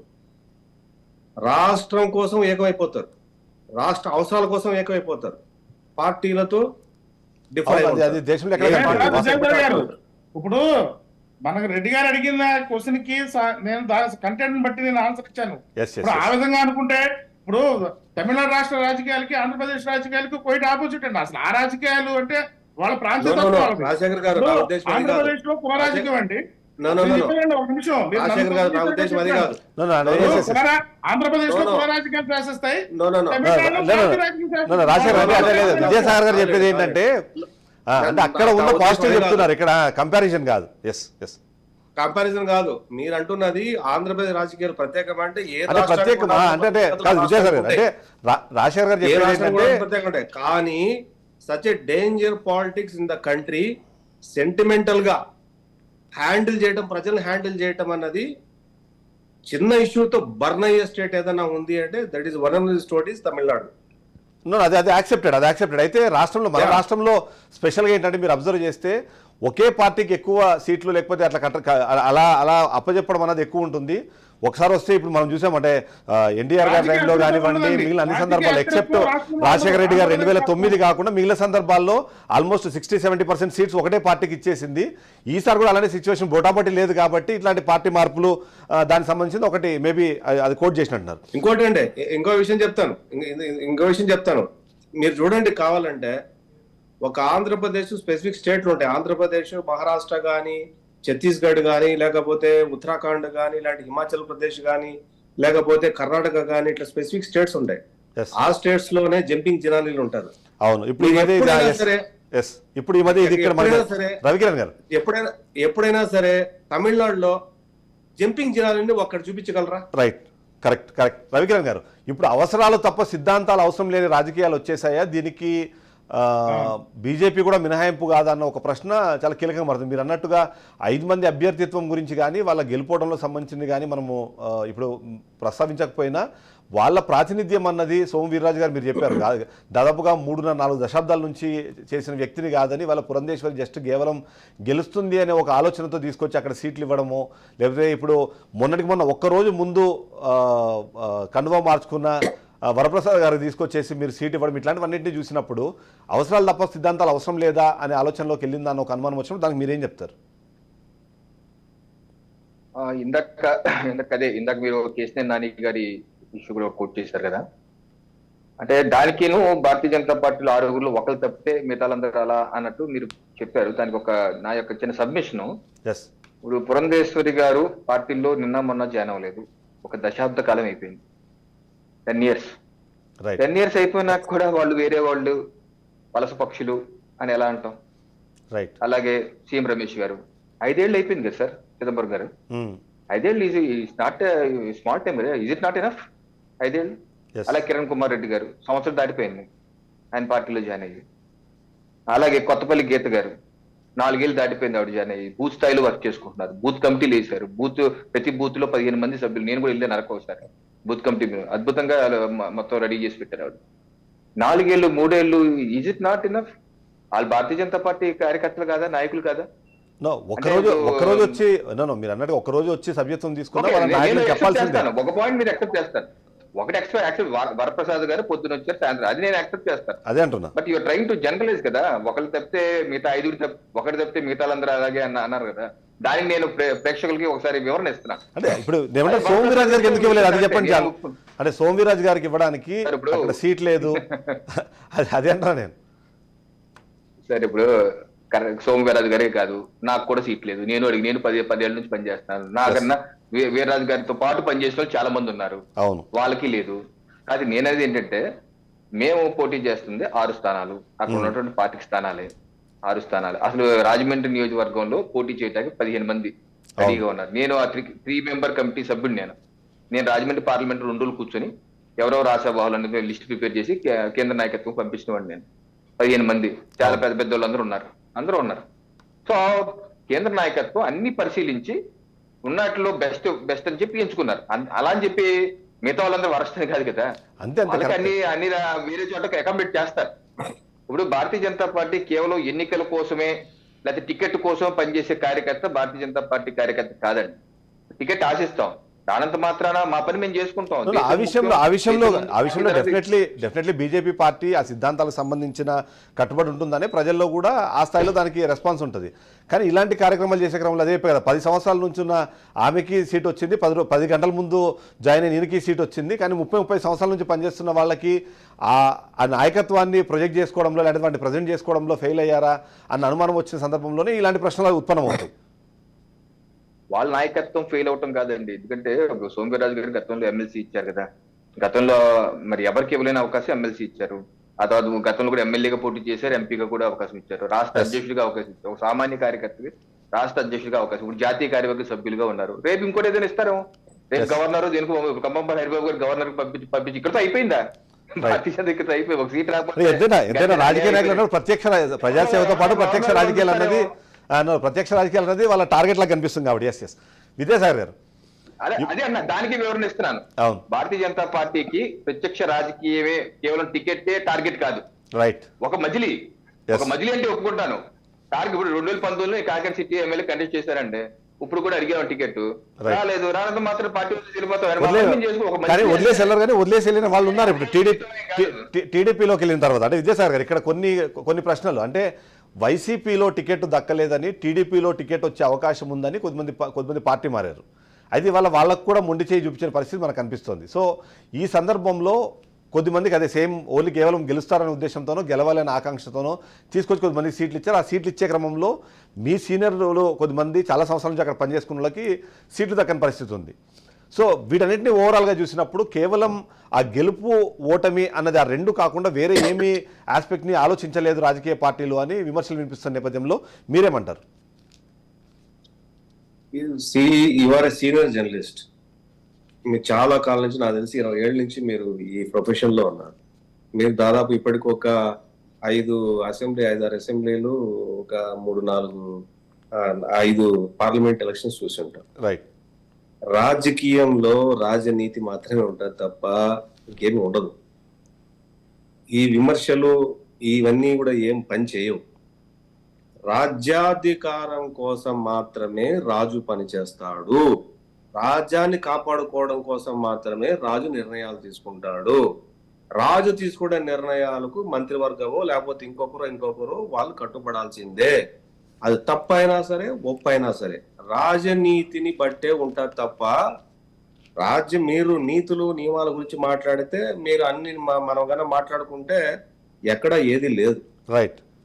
అంటే అక్కడ సమస్య అట్లా ఏమంటే ఇప్పుడు గుమ్మనూరు జయరాం ఉన్నారు, అప్పటిదాకా మీరు ఆరోపణలు చేశారు, మీరు పార్టీలో రాజనీతిలో అటువంటి వాటికి స్థానం లేదు. రైట్. అంటే ఇంకా రాజనీతి అంటే మీరు అర్థం చేసుకోవాలి, నైతికత. ఒక విషయం అండి, చాలా మంది మాట్లాడుతూ ఉంటారు, చాలా ఏదో పెద్ద అండపిండ బ్రహ్మాండంగా స్పీచ్లు ఇస్తా ఉంటారు.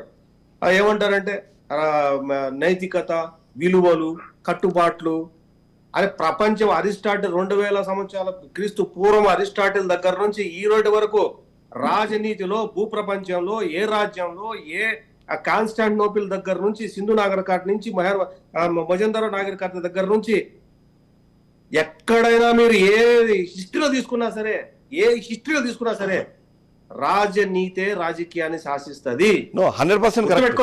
కానీ అనుచరులను కాపాడుకోవాల్సిన బాధ్యత కూడా రాజుకుంటుంది అనే మాటకి మీరు ఏమండి, స్థానం ఇంపార్టెంట్. ఇది నేను చెప్పాను కదా, స్థానమే ఇంపార్టెంట్. ఎవరిని కాపాడుకోవాలా, ఎవరిని వదులుకోవాలా. నేను విషయం చెప్తాను సార్ మీకు, అంటే మీకు తెలిసిన విషయం బహుశా నేను మళ్ళీ చెప్పదలుచుకున్నా. 2 నిమిషాలు టైం ఇచ్చి చెప్తా. అణుబాంబు కనిపెట్టింది ఓపెన్ హ్యామర్. అవును. ఆయన యూదుడు. ఆయన జర్మనీలో ఉండి అమెరికాకి సెటిల్ అయితే కమ్యూనిస్టు భావాలున్న మనిషి. అమెరికా కోసం అణుబాంబు కనిపెట్టి అణుబాంబు తీసుకుపోయి జపాన్ మీద వేస్తే రష్యా తయారు చేసింది, దీన్ని ఇతనే వేసాడు. ఆయన నోబెల్ ప్రైజ్ ఇవ్వకుండా ఇతనే చేసాడు. ఆయన కమ్యూనిస్టు భావాలు ఉన్నాయి కాబట్టి, వాళ్ళ భార్య కమ్యూనిస్టు పార్టీలో నెంబర్ కాబట్టి, 3వ భార్య, 1, 2 కాదు 3వ భార్య వేసాడు కాబట్టి ఇతను ఖచ్చితంగా ఇతనే చేరేసి ఉంటాడని చెప్పి అతని దేశద్రోహిగా చిత్రీకరించి ఆయన మీద ఎంక్వైరీ చేసి ఆయన మీద ఛార్జెస్ ఫ్రేమ్ చేశారు. లేటర్ ఆన్ తెలిసింది. అంటే ఇక్కడ ఏంటి, అణుబాంబును అమెరికాకి ఇచ్చినటువంటి శాస్త్రవేత్తని రాజద్రోహం కింద కేసు పెట్టారు. ఒరిజినల్ గా తర్వాత ఎవరు చేశారు తర్వాత అమెరికాకి తెలిసింది, తర్వాత ఈయనకి ఏదో సారి చెప్పుకున్న తర్వాత డిఫరెంట్ ఇష్యూ. ఆ టైంకి ఏది కరెక్టో రాజకీయంలో అదే కరెక్టు. అది ఏ పార్టీ నాయకుడైనా సరే, ఈ దేశంలో ఏ పార్టీ అయినా సరే, ప్రపంచంలో ఏ రాజకీయ పార్టీ అయినా సరే, ఎవరు రాజకీయం చేసినా సరే, మనం పుతిన్ గురించి కూడా తప్పులు పట్టాల్సిన అవసరం లే. ఆ దేశానికి ఉండాల్సినటువంటి అవసరాలు ఉంటాయి. మెలస్కోమి తప్పును పట్టాల్సిన అవసరం లేదు. అది ఆ దేశానికి కానీ కానీ అంటే ఇక్కడ ఎన్నికల సమయంలో సీట్లు దక్కుతాయనే ఆశతో వస్తున్న వాళ్ళకి unconditional yes. In politics, I am requesting you as a serious journalist, I am requesting you, don't talk as a morals, ethicals, values, anything. రాజనీతిలో వాటికి స్థానం లేదు. Right. మనము 2000 సంవత్సరాల నుంచి చాణక్యుడు రాజనీతి ఫాలో అవుతున్నాం. ఈరోజు కొత్తగా ఏం ఫాలో అవ్వట్లేదు, కొత్తగా కాదు ఫాలో అవుతున్నది. ఇదంతా 2000 సంవత్సరాల నుంచి దేశంలో కొనసాగుతూ ఉంటది. ఈరోజు కొత్తగా విలువలు వాటి గురించి వీటి గురించి ఒకసారి మహాభారతం కరెక్ట్ గా చదువుకోండి, ఒకసారి రామాయణం కరెక్ట్ గా చదువుకోండి, ఒకసారి భారతం కరెక్ట్ గా చదువుకోండి, ఒకసారి ఖురాన్ చదువుకోండి, ఒకసారి బైబిల్ చదువుకోండి. ఏముందో ఒకసారి కూర్చొని ఆలోచించండి. రాజనీతిలో వాటి స్థానం లేదండి. Don't talk in morals, ethical values ఏమి ఉండవు. రైట్, రాజనీతి మాత్రమే ఉంటది. రైట్, రాజనీతి గురించి మాట్లాడతాం. రైట్, వాళ్ళు వచ్చారు, వీళ్ళు వచ్చారు, ఆ కులము, ఈ కులము, ఆ మతము, ఈ మతము, రైట్. ఆ డిస్కషన్ కూడా చేద్దాం ఒకసారి. రత్నాకర్ గారు మీరు కూడా ఈ తరహా రాజకీయాలకు ఏమీ అతీతులు కాదు. ఎందుకంటే గతంలో మీరు చెప్పింది ఎవరైనా ఒక పార్టీ మారుతున్నారు అంటే వాళ్ళు రాజీనామా చేస్తే తప్ప పార్టీలోకి రానివ్వను అని చెప్పిన అదే జగన్మోహన్ రెడ్డి ఆ తర్వాత పార్టీకి అనుబంధంగా కొద్దిమంది కంటిన్యూ అవుతున్నప్పుడు కూడా దాన్ని చూసి చూడనట్టు వదిలేశారు. ఆ తర్వాత ఇప్పుడు కారణాలు చెప్పి వాళ్ళని సీట్లు లేకుండా చేయడము, వేరే పార్టీ నుంచి వచ్చిన వాళ్ళకి ఇమ్మీడియట్గా సీట్లు ఇవ్వడం, ఇవన్నీ చూస్తూ ఉంటే ఆయన కూడా అదే తాను ముక్కనా అన్నది చాలా మంది ఒక ప్రశ్న వస్తుంది. మీరేమంటారు? ఇంతకుముందు దీనికి యాక్చువల్గా సరిగా చెప్పాలంటే 2014లో మా పార్టీ నుంచి మా నాయకుడి రెక్కల కష్టాల మీద గెలిచిన 23 మంది శాసనసభ్యులను తీసుకొని తనకు అవసరం లేకపోయినా వాళ్ళను మంత్రులుగా చేసి మళ్ళా మాకే ఎగదోసిన వైనం నుంచి మేము అనుకుంటే మా నాయకుడు ఒకసారి దాంట్లో చెప్తాడు, నేను గేట్లు ఎత్తేస్తే డోర్లు తెరిస్తే ఏముండదు, పార్టీ మూసుకోవాల్సి వస్తుంది, నీకు ప్రతిపక్ష స్థానం పోతుంది అన్నా కానీ మేము చేసిన దానికి వాళ్ళని అనుబంధ సభ్యులుగా పెట్టుకుని వాళ్ళు చేసే మినిస్టర్లు చేయలేదు. రైట్, సరే ఇంకా ఎన్నికలు దగ్గరకు వచ్చినప్పుడు అటు ఇటు రావడం అనేది కామన్. నేను పెద్దగా భారతాలు రామాయణాలు నేను మాట్లాడ, కానీ ఇందాక మిత్రుడు 2-3 భార్యలు అంటే మాత్రం నవ్వు వచ్చింది, వేరే అర్థమేం కాదు. 2-3 భార్యలు అంటే మాత్రం నవ్వు వచ్చింది. నేను చెప్పేది ఏంటంటే మిగతా వాళ్ళకన్నా ఒకటి గుర్తుపెట్టుకోండి. మీరు చిదంబరెడ్డి గారు మిత్రుడు చెప్పాడు మీ రాజకీయ విశ్లేషణ, మీ జర్నలిజం గురించి. 2014లో మేము పార్టీ ఆ రోజు కూడా ఇదే పొత్తులో ఉండే పార్టీలు అందరూ వచ్చి జగన్మోహన్ రెడ్డి గారు ఒంటరిగా పోటీ చేసి, ఆ రోజు కూడా ఒంటరిగా పోటీ చేసి, జనరల్ గా ఎప్పుడైనా కూడా పోటీ చేసి ఓడిపోయినప్పటికీ ఏదన్నా రీజన్తో దగ్గర ఒక 2%, ఓడిపోయినప్పటికీ మళ్ళా 2019కి పోయేటప్పుడు కూడా భారతదేశ రాజకీయాల మీద ఎక్కడ చూసినా కూడా ఎవరైనా చిన్ను పార్టీలతో అయినా పొత్తు పెట్టుకొని పోతారు. సిపిఐను, సిపిఎం అను, బహుజన సమాజం, ముస్లిం, అటువంటిది ఏమీ లేకోకుండా ఒక్కడు తనంతకు తనే పార్టీల మేము ఒక్కడం కలిసి వెళ్ళాము. అది ఎక్కడా లేదు భారతదేశ రాజకీయ చరిత్రలో. ఏ పార్టీ మీతో పొత్తుకు సిద్ధంగా ఏ పార్టీలు లేవు అన్నది ఇవాళ విపక్షాలు చేస్తున్న ఆరోపణ. ఈ పొద్దు వదిలేసేయండి. ఈ పొద్దు పెట్టుకోవాలంటే ఏంటిది చిదంబరం అందరికీ తెలిసి, పెట్టుకోవాలంటే ఉండవా? పోయి కాశ్మీర్తో కూడా చంద్రబాబు నాయుడు తన రాజకీయ చరిత్రలో నేను చిన్నగా మా రాజకీయాలు ఫాలో చిన్న మీ అంత ఇది లేదు అయ్యవా అని నేనేమనుకునేది తెలుసా, చంద్రబాబు నాయుడు తను చెయ్యని పని ఏదైనా ఒకటి ఉంటే కాంగ్రెస్ తో మాత్రం పొత్తు పెట్టుకోవాలనుకున్నా నేను. అట్లాంటిది అంతకుముందు తెలంగాణ ఎలక్షన్స్ లో మన కాంగ్రెస్ తో కూడా పొత్తు పెట్టుకున్నాడు. పొత్తు పెట్టుకోవాలంటే కాంగ్రెస్ పార్టీ రెడీగా ఉంటది, ఎవరు పిలిస్తే ఎవరు పోతారు, ఏదైనా అర్ధ సీటు కౌన్సిలర్ సీటు వాళ్ళు ఇస్తే. పొత్తు పెట్టడానికి పార్టీలు ఉండవంటారంటే మీరు చెప్తారు, మీరు సమాజం కాకండి.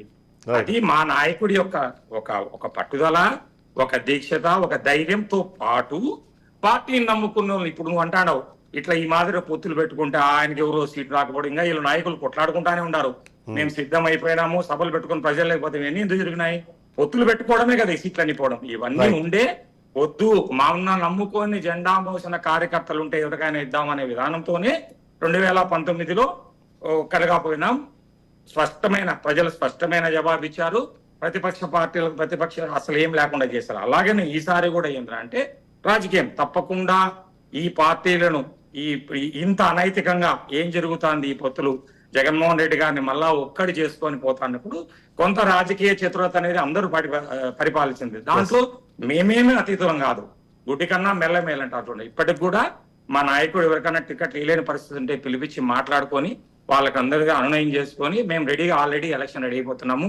మీరు ఒకటి గమనించండి, ఈ వేదిక పరంగా వీళ్ళు నాయకులే ఈ లెవెల్లో పైన టికెట్ రాకుండా ఈ 3 పార్టీ వాళ్ళు ఇట్లా కొట్లాడుకుంటా అంటే ఒకళ్ళొకళ్ళు అతుకున్న వాళ్ళు కింద కార్యకర్తల గురించి ఆలోచన చేస్తారు. నెక్స్ట్ పాయింట్ అదే కాబట్టి రాజశేఖర్ గారు. రాబోయే ఎన్నికల్లో స్పష్టంగా ఈ అనైతిక పొత్తులను వీటిని ప్రజలు క్షమించరు, గమనిస్తా ఉన్నారు. ఎప్పటికప్పుడు రాజకీయ చైతన్యం అనేది ప్రజల్లో మారుతా వస్తూ ఉంటది. Yes. 2014 గాని 2009 గాని 2004 గాని మారుతా వస్తుంది. అందరి Yes. ప్రజలు తెలుసుకుంటారు చైతన్యతను. వాళ్ళకి అన్ని అర్థమైన అధికారం కోసమే వీళ్ళందరూ కలుస్తున్నారు విజయసాయి అన్న గారు. ఒక స్పష్టమైన అవగాహనతో రాబోయే ఎన్నికల్లో క్లియర్ స్పష్టంగా లౌడ్ గా స్పష్టంగా Right. మెజారిటీ ఇచ్చి మళ్ళా జగన్మోహన్ రెడ్డి విజయసాయి గారు. తీసుకొస్తారు. విజయసాయి గారు.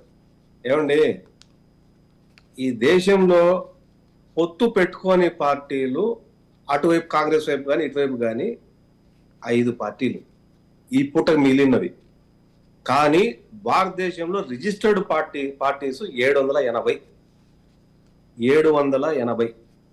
కంటెస్ట్ చేసే పార్టీలు 100 పైన చిలుకుంటాయి. అంటే అది ఎమ్మెల్యే, రాష్ట్రంలో ఎమ్మెల్యే కానీ లేదంటే ఎంఐఎం లాంటి పార్టీలు కానీ.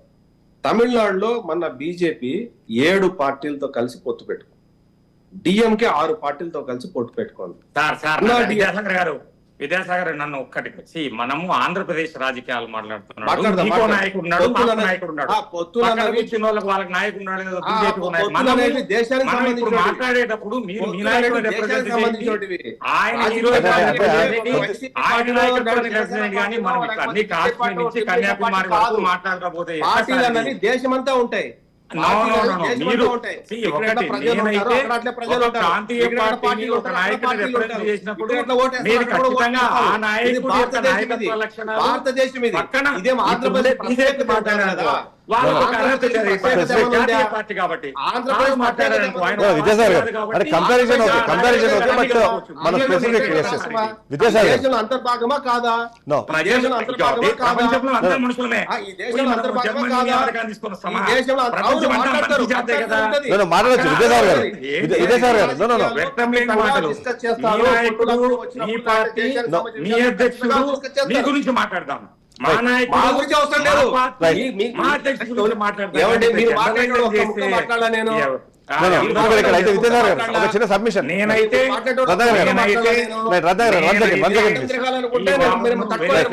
నాతో ఖచ్చితంగా సహచర మిత్రులు ఏకీభవించాల్సింది. మనం ఒక పార్టీ, Right. ఒక పార్టీ కట్టుబడి ఉండాలా? రైట్ రత్నాకర్ గారు, రైట్ రత్నాకర్ గారు, one second please, one second please. Vidyasagar గారు, అయితే నో నో నో, మీరు సైలెంట్ గా ఉన్నా, మీరు వేరే స్టేట్స్ ని నా టర్న్ ఇది, నేను మాట్లాడుతున్నా, మీకు చెప్పండి. జ్ఞాపకం తర్వాత చెప్పండి. మాట్లాడుకోండి. రైట్ చెప్పండి. ఆంధ్రప్రదేశ్ అనేది దేశంలో అంతర్భాగము. ఆంధ్రప్రదేశ్ లో పార్టీ లాగా దేశం దేశంలో ప్రపంచంలో పార్టీలు ఉన్నాయి. అంతర్భాగం కదా. అరే ఆగండి మీరు, రైట్ వన్ బై వన్ మాట్లాడదాం ప్లీజ్. ఆగండి. చెప్పండి విద్యాసాగర్ గారు. దేశంలో అంతర్భాగము. ఆంధ్రప్రదేశ్ లో పార్టీలు ఎట్లున్నాయో దేశంలో వివిధ రాష్ట్రాలు అట్లాగే పార్టీలు ఉన్నాయి. దేశం అంతా కూడా ఒక యూనిట్. దేశానికి లోక్సభ ఎన్నికలు మొత్తం తిరుగుతాయి కానీ ప్రత్యేకంగా జరగవు. దేశానికి ఒకేసారి ప్రధానమంత్రి ఎన్నిక అవుతారు ఒక ఎలక్షన్ జరిగినప్పుడు. కంపారిజన్ అనేది పొలిటికల్ పార్టీ గురించి మాట్లాడితే అన్ని పొలిటికల్ పార్టీల గురించి కూడా మాట్లాడతారు. నేను అన్ని పొలిటికల్ పార్టీల మీద మీరు కంపారిజన్ ఓకే కానీ బట్ మనం స్పెసిఫిక్ ఆంధ్ర పాలిటిక్స్ సంబంధించి మాట్లాడుతున్నాము. స్పెసిఫిక్ గా ఆంధ్ర politics అండి. కూటములకు సంబంధించి మాట్లాడుతున్నాం. ఎందుకంటే మన నెక్స్ట్ పాయింట్ కూటములు కట్టడం ద్వారా లాభం జరుగుతుందా కాబట్టి అది కాదు వాళ్ళు పొత్తు పెట్టుకోలేదు కాబట్టి పొత్తులే తప్పు అనే మాట తప్పు. రైట్ అక్కడ రాజశేఖర్ point గారు, అది. రైట్ రాజశేఖర్ గారు, ఇక్కడ పొత్తులో లాభమా నష్టమా అన్న డిస్కషన్ జరుగుతున్న నేపథ్యంలో ఈ రోజు మనం చూస్తే ఆ పొత్తులో ఆ సీట్ల పంచాయతీ తేలకపోవడం కానీ సీట్లు అంటే ఎక్కువ తక్కువ అవ్వడం వీటన్నిటి వల్ల ఇప్పటికే వైసీపీ ఎంతో కొంత ఆ ప్రచారంలో ఒక అడుగు ముందుంది అన్నది ఇప్పుడు వాళ్ళు క్లెయిమ్ చేసుకుంటున్న పాయింట్. మీ అబ్జర్వేషన్ ఏంటి?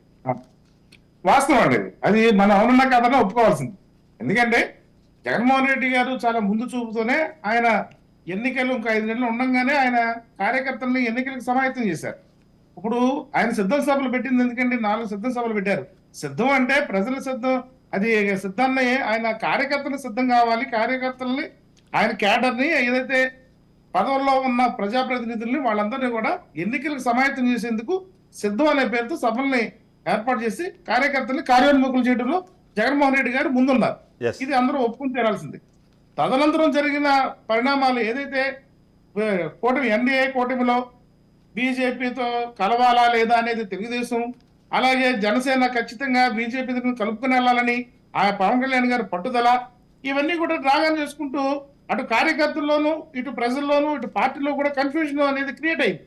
దీనివల్ల కొంచెం కూటమి అసలు నిజంగా కూటమి అనేది ఉంటుందా లేదా, ఉంటే ఏ రకంగా ఉంటుందనే దాని మీదే చాలా రకంగా రాష్ట్ర వ్యాప్తంగా సంచలనమైంది. ఈ సరే కూటమి ఎలాగైతే అయింది, ఇది అనుకోని పరిణామం. బీజేపీకి ఇప్పుడు మన కిరణ్ గారు ఆయన ఓపెన్ గానే ఆ రోజున చాలా డిబేట్ లో కూడా చెప్పారు, మీకు ఎవరు చెప్పారు కూటమి ఉంటుందని, బీజేపీ కలుస్తుందని ఎవరైనా చెప్పారు అనే దాని మీద ఆయన చాలా బలంగా తన వాదన వినిపించారు. ఎందుకంటే కమిట్మెంట్ గల కార్యకర్త ఆయన కాబట్టి ఆయనకున్న సమాచారం ప్రకారం ఆ రోజు చెప్పారు. కానీ అనుకోని ఏదైనా కానివ్వండి, యాక్సిడెంటల్ గా కానివ్వండి, మరి ముందస్తుగా అనుకున్న విధానం కానివ్వండి, కూటమి అయితే ఏర్పడింది. బీజేపీ కలిసింది, ఎలాగైతే 3 దాంట్లో కలిసిన తర్వాత మళ్ళీ సీట్ల పంచాయతీ. రైట్. ఇది ఒక కన్ఫ్యూజన్. అసలు ఎవరికి ఎన్ని సీట్లు, ఆల్రెడీ తెలుగుదేశం ఏదైతే జనసేన ముందే 100 సీట్లు ప్రకటించేసుకుని కొన్ని సీట్లు మీకోసం ఉంచాము, వచ్చి వాటిలో మీకు నచ్చింది తీసుకోండి అని చెప్పే రీతిలో రాజకీయం చేయడం, దీనివల్ల కార్యకర్తల్లో మళ్ళా కన్ఫ్యూజన్. అసలు ఏ సీట్లు మనకు వస్తే ఏ అసెంబ్లీ ఎన్ని సీట్లు వస్తాయో తెలియదు, వచ్చిన సీట్లు ఎవరు పోటీ చేస్తారో తెలియదు, ఎక్కడి నుంచి పోటీ చేయాలి అనేది కన్ఫ్యూజన్. స్టిల్ ఇప్పుడు ఆన్ టు డే లో కూడా ఏదైతే భారతీయ జనతా పార్టీ ఇచ్చిన 10 అసెంబ్లీ స్థానాల్లో ఏ అసెంబ్లీ స్థానాలు కేటాయించారు, అసెంబ్లీ స్థానాల్లో ఎవరు నిలబడుతున్నారు అనే దాని మీద కూడా ఇంకా కార్యకర్తల్లో ఒక మీమాంస అనేది ఉంది. ఈ టైప్ ఆఫ్ లో కూటమి బలంగా ప్రజలు భావించినా కూడా స్వయంకృతాపరాధంగా వాళ్ళే ఈ రోజున ఏదైతే ఈ పొత్తుల వల్ల వాళ్ళ అభ్యర్థిత్వాలు కోల్పోయిన ఆశావాహుల యొక్క నిరసనల మధ్యన Yes. ఏదైతే వస్తుందో రాదు అనే మీమాంసలో మరి కొట్టుమిట్టాడుతున్న నాయక శ్రేణి మధ్యన, అలాగే ఖచ్చితంగా మాకే వస్తుంది, ఎందుకంటే ఏలూరు పార్లమెంట్ నాటిలో తపనా చౌదరి గారు ఏలూరు పార్లమెంట్ లో చాలా కష్టపడి పనిచేశారు. ఆయన ఖచ్చితంగా ఈ సీట్ నాకే వస్తుందని చాలా ప్రచారాధారాలు రెడీ చేసుకున్నారు. ఆల్రెడీ ఆయన ప్రచారాన్ని కూడా ప్రారంభించేశారు. Right. చివరి దశలో వచ్చినప్పటికీ ఆ పార్లమెంట్ స్థానం మరి మ్యూట్ పడింది రాజశేఖర్ గారు. రాజశేఖర్ గారు మ్యూట్ పడింది. ఎస్. మనం చూస్తూనే ఉన్నాం. రైట్. అసలు ఏముంది ఇంకా రైట్. కన్ఫ్యూజన్ అనేది వస్తాం. రైట్. రవికిరణ్ గారు, ఇక్కడ ప్రశ్న మొదటిది అసలు కూటమి ఏర్పడుతుందా లేదా, కూటమి ఏర్పడిన తర్వాత ఎవరికి ఏ సీట్లు అన్నది.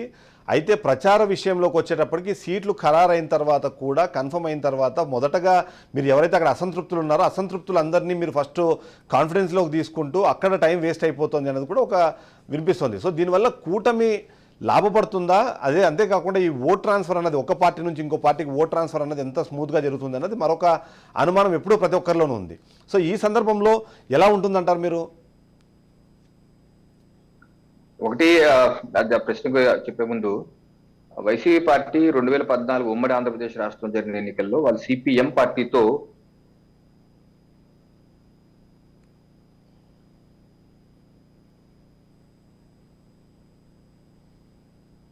రవికిరణ్ గారు మీ వాయిస్ మ్యూట్ అయింది, మీ వాయిస్ రావట్లేదు రవికిరణ్ గారు.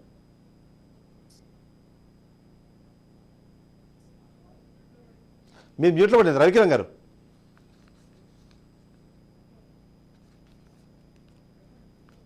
మీరు మ్యూట్లో ఉంది, వెయిట్ చేస్తున్నారు.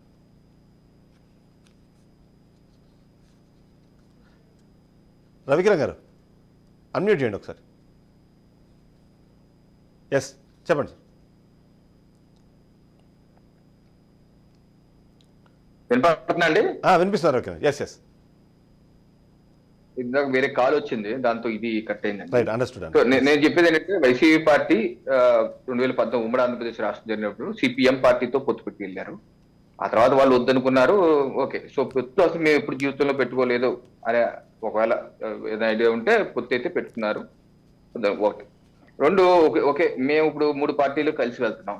3 పార్టీలు షీట్స్ పంపకాలు జరుగుతున్నాయి. దానిలో కొంత ఆశావాహులు ఎక్కువ మంది ఉన్నారు, కొంత డిస్టర్బెన్సెస్ జరుగుతున్నాయి. కొన్ని చోట్ల ఇండిపెండెంట్ గా వేస్తామని కూడా అంటున్నారు. ఎందుకంటే అన్ని పార్టీల్లో అన్ని చోట్ల మేము కూడా 170 స్థానాలు రెడీ అయిపోయాము చిదంబరం గారు.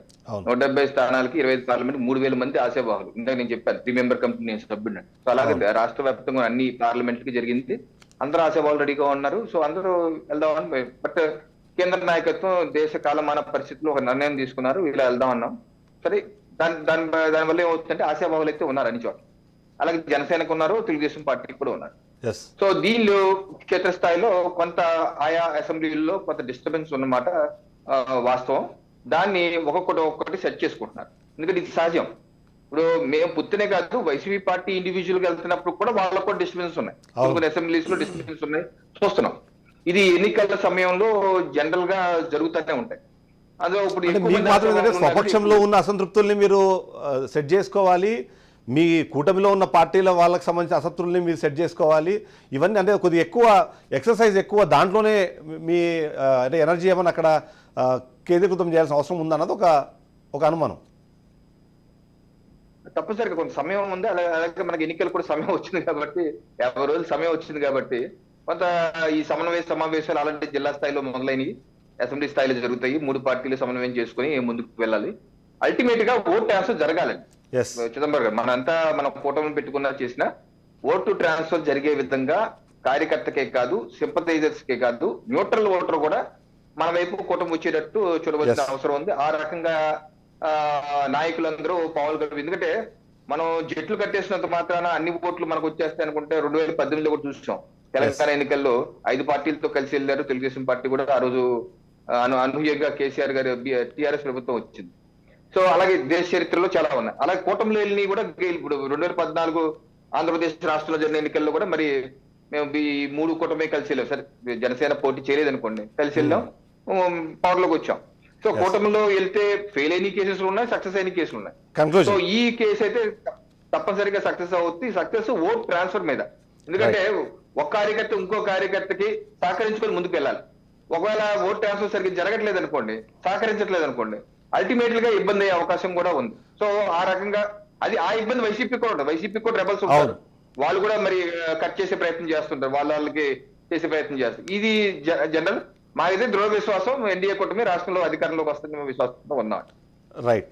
రత్నాకర్ గారు, ఇక్కడ మీ బలం కన్నా ఎదుటి వాళ్ళ బలహీనత మీద ఎక్కువ ఆధారపడి మీరు ముందుకు వెళ్తున్నారని అనుమానం కూడా చాలా మంది ఉంది. ఎందుకంటే అక్కడ కూటమి కట్టే నేపథ్యంలో అక్కడ సీట్లకు సంబంధించి, ఓట్ ట్రాన్స్ఫర్కి సంబంధించి, అంతేకాకుండా కూటమి అది సక్సెస్ అవ్వకూడదని కొద్ది రోజులు, సక్సెస్ అయిన తర్వాత వాళ్ళలో ఉండే లుకలుకల్ని ఎక్కువ ఎక్స్పోజ్ చేయడం ద్వారా లాభం పొందాలనే ప్రయత్నము మీరు చేసినట్టుగా సోషల్ మీడియాలో ఒక ఎక్స్పోజర్ ఉంది.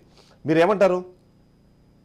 సోషల్ మీడియా అయినా సైన్స్ మీడియా అయినా చెప్పేది ఒకటే, మా నాయకుడు స్పష్టంగా చెప్పాడు, మా పొత్తు ప్రజలతోనే అని క్లియర్ గా చెప్పాము. మేము పాజిటివ్ ఓటు, జగన్మోహన్ రెడ్డి గారి 5 ఏళ్లు చేసిన భారతదేశంలో ఎక్కడా లేని విధంగా శాచ్యురేషన్ మోడల్లో చేసిన సంక్షేమ పథకాలతో పాటు ఆయన రాజకీయ చతురతతో ఎక్కడైనా ఎమ్మెల్యేల మీద కొంత, అది ఏ రకంగా ఈ 3 పార్టీల పొత్తులు కలవడం కారణంగా అయితేనేముంది, కుల సమీకరణ అయితేముంది, కొంత అసమ్మతి మీద మార్పులు చేర్పులు చేసుకుంటూ గెలుపు దిశగా మేము ప్రయాణం చేస్తున్నాము.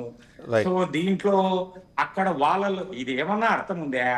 వాళ్ళల్లో వీక్నెస్ ను మేం చేసుకోవాల్సిన అవసరం ఉంది. వాళ్ళు చూసుకున్నారు. ఎవరైనా చెప్పి మీరు చెప్పే పేర్లు ఎవరైనా సీట్లు ఉంటే వాళ్ళ చేతగానితనం వల్ల వాళ్ళు చేసుకోలేకపోయినారు అనుకుంటాం, కానీ వాళ్ళు వచ్చి మాకు ఓట్లు ఇస్తామంటే వద్దంటారా ఎవరైనా కూడా? దాన్ని మేము చేయగలిగేది ఏమున్నారు? అవతల పార్టీలో అంత వీక్ గా ఆ పార్టీలు ఉన్నాయని ఎక్స్పోజ్ అవుతున్నారా? మేము ఇన్వాల్వ్ అయి చేయగలుగుతా అనేది ఎట్లయితే అది చెప్పు. అది కాదు. జగన్మోహన్ రెడ్డి మొట్టమొదటి నుంచి ఒకటే చెప్పేది ఏంటంటే, ప్రజలు మనకు ప్రజలు, మనం ఆన్సరబుల్ ప్రజలకు, ప్రజలే మనకు ఓట్లు వేస్తారు. ఈ పొత్తులు, జిత్తులు, ఎత్తులు ఇవ్వద్దా? మేము ఎప్పటి నుంచో చెప్తున్నాం, కొన్ని పదాలు వాడుకుంటూ, దత్తపుత్రులు అయితే నేను, ఇంకోటి అయితే నేను చెప్తానే ఉన్నాం. అందరి కలిసి వస్తారు, సింహం సింగిల్ గానే వస్తానని ఆయన చెప్పిన మాటల్లోనే అందరు ప్రజలైన ప్రకారం చెప్తున్నాం. మేము ఇప్పుడు కాదు కదా, 2 ఏళ్ల నుంచి ఇదే మాట చెప్తున్నాం. వీళ్ళందరూ కలిసి వస్తారని మాకు తెలుసు. మా పొత్తు ప్రజలతోనే, ప్రజలు చిత్తశుద్ధితో గమనిస్తున్నారు. ఇన్ని రకాలుగా, ఇంత అనైతికంగా 2014 నుంచి 2019 వరకు ఇదే కూటమి ఈ రాష్ట్రానికి చేసిన ఒక్క మంచి పని చెప్పుకోగల పరిస్థితిలో ఉన్నారా? కొత్తగా వచ్చి వీళ్ళు ఏం చేస్తారని ప్రజలు ఒక రకమైన ఖచ్చితమైన భావంతో ఉన్నారు. విద్యాసాగర్ గారు, కాబట్టి విద్యాసాగర్ గారు, కన్క్లూజన్ లోకి వెళ్దాము. ఇక్కడ రెండు మిత్రులకు అందరికి క్షమాపణ ఏంటంటే, నాకు ఫ్లైట్ ఉంది, నేను అనుకోకుండా కొంచెం అర్జెంట్ గా పోవాల్సి వస్తుంది. నేను బాగా పెట్టాను. మళ్ళీ ఇంకొకసారి అందరూ మీ వేదిక మీద కలుస్తాను. మీకు ఈ అవకాశం, మీకు నాతో సహకరించి ఇక్కడ మాట్లాడిన మిత్రులకు అందరికీ నా హృదయపూర్వక thank you very much Ratnakar గారు. Thank you very much. Vidyasagar గారు, ఇక్కడ కీలకమైన అంశము 2. ఒకటి ఏదైతే అంటే మనము ఈ మధ్యకాలంలో చూస్తే 2014 నుంచి 2019 వరకు ఏదైతే ఇష్యూస్ని అన్నింటినీ మీరు కలిసి అడ్రస్ చేశారు, కానీ 2019 నుంచి అంటే 2019 ఎన్నికల సమయంలో అంతకుముందు ఉన్న ఫ్రెండ్షిప్ని కూడా పక్కన పెట్టి చేసిన ఆరోపణలు కానీ వాటన్నింటినీ ఇవాళ మళ్ళీ ఇంకొకసారి బయటికి తీసుకొని వచ్చి ప్రజల్లో దాన్ని ముందు పెట్టే ప్రయత్నము వైసీపీ సోషల్ మీడియా చేస్తుందన్నది ఇట్స్ అన్ యాక్సెప్టెడ్ ఫ్యాక్ట్.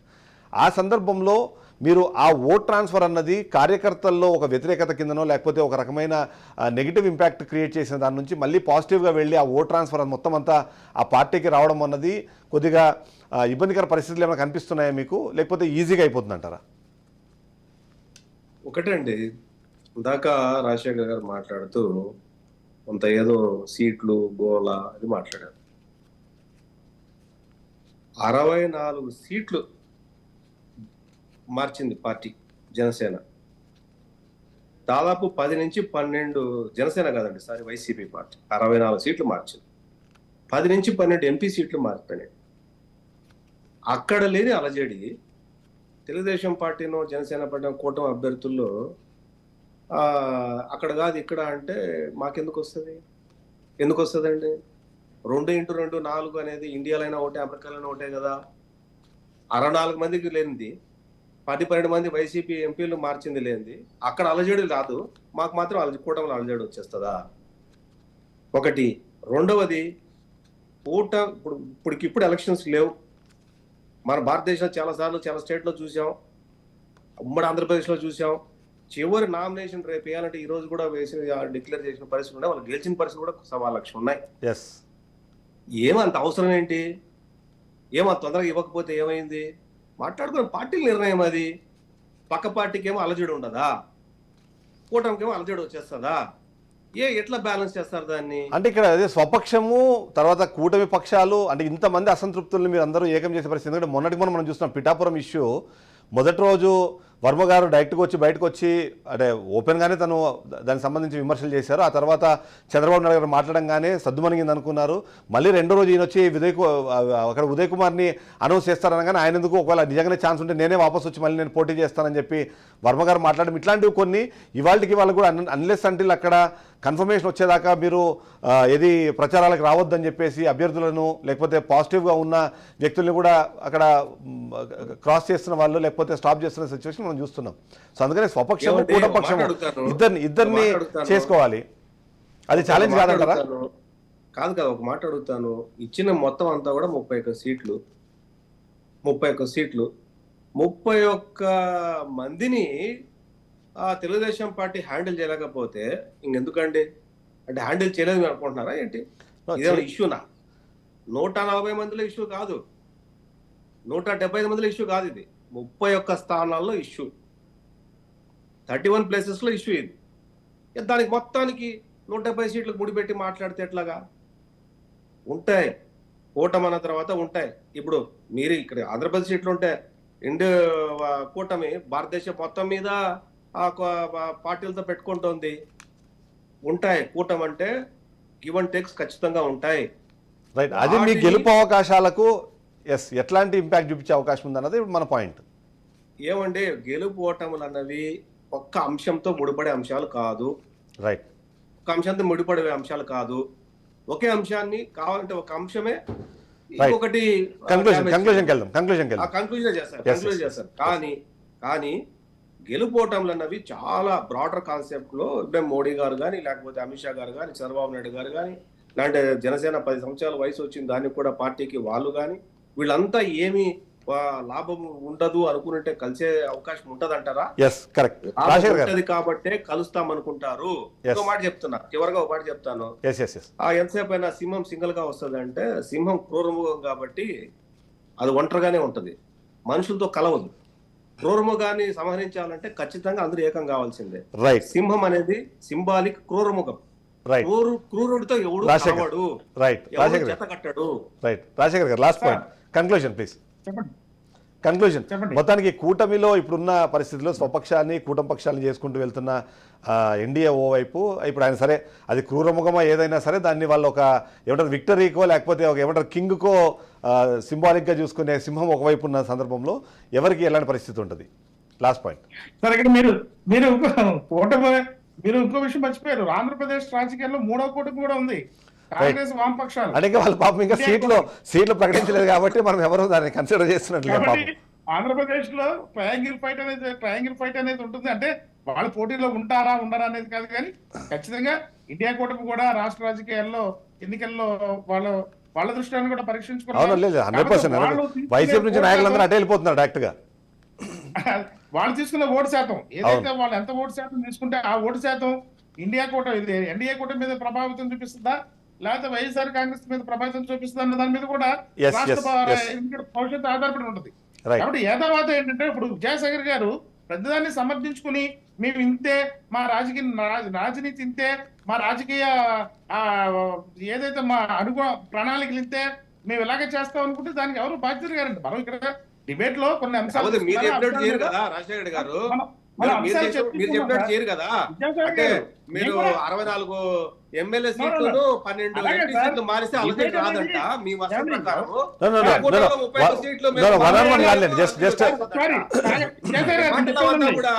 అంటే మీరు వచ్చి కూర్చున్నారు ఒక అనలిస్ట్ విద్యాసాగర్ గారు ఆయన ఒపీనియన్ చెప్పనివ్వండి. విద్యాసాగర్ గారు విద్యాసాగర్ గారు ఆయన పాయింట్ చెప్పనివ్వండి. క్లోజ్ చేద్దాం.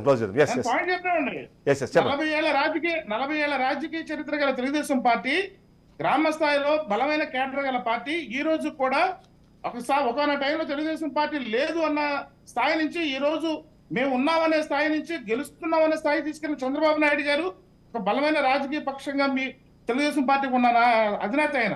కాబట్టి ఆయన ఎవరు తక్కువ అంచనా వేయరు. ఆయన రాజకీయం తెలియదనో లేకపోతే నా వయసుకి చంద్రబాబు నాయుడు గారి యొక్క రాజకీయ అనుభవాన్ని ప్రశ్నించే వయసు కూడా నాది కాదు. డిబేట్ లో మనకు కొన్ని అంశాలు ఇచ్చారు, అంశాల మీద చర్చిస్తున్నాం అంతే.